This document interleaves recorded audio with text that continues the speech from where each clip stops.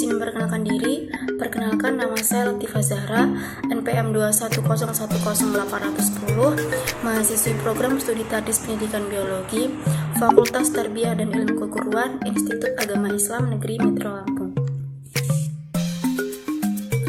Pada kesempatan kali ini, saya akan menyampaikan refleksi saya tentang stoikiometri sebagai tugas dari mata kuliah kimia dasar.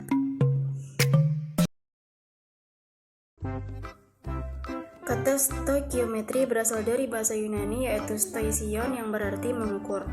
Dalam ilmu kimia, stoikiometri adalah ilmu yang mempelajari tentang kuantitas suatu zat dalam reaksi kimia.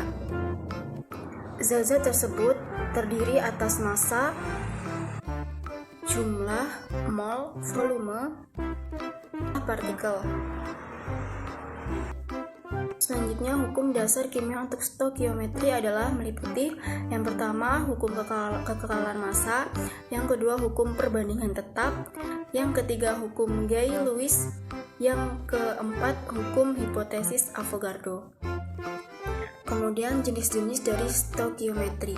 Stoikiometri memiliki 3 jenis. Yang pertama adalah stoikiometri reaksi, stoikiometri komposisi, dan yang terakhir adalah stoikiometri gas.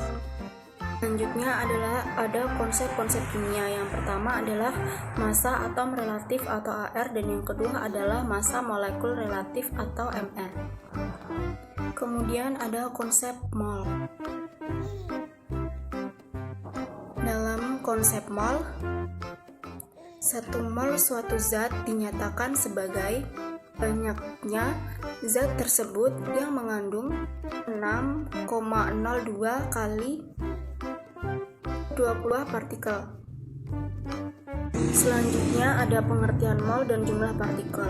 Mol merupakan jumlah tertentu untuk menyatakan banyaknya suatu zat yang berukuran mikroskopis atau berukuran kecil. 1 mol menunjukkan banyaknya jumlah partikel dalam suatu zat yang jumlahnya sama dengan jumlah partikel dalam 12 gram atom C12. Dari selanjutnya adalah kemolaran. Kemolaran adalah banyaknya mol zat terlarut dalam tiap liter larutan. Harga kemolaran dapat kita tentukan dengan menghitung mol zat terlarut dan mol zat larutan. Ini adalah aplikasi dari hukum-hukum dasar kimia. Melalui perhitungan kimia, kita dapat mengetahui atau menghitung jumlah zat-zat yang bereaksi dan hasil reaksi.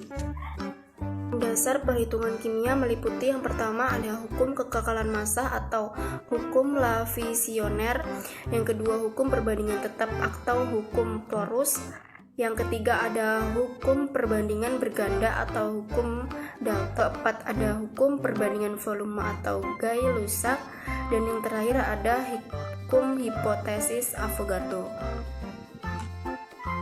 Perhitungan kimia sederhana. Perhitungan kimia sederhana dapat diselesaikan dengan 4 langkah. Yang pertama, menuliskan persamaan reaksi setara atau menyetarakan persamaan reaksi.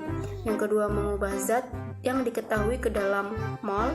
Yang ketiga, menentukan mol yang ditanyakan berdasarkan perbandingan koefisien. Dan yang terakhir, menyesuaikan atau mengubah mol ke jumlah zat yang dibutuhkan atau dinyatakan.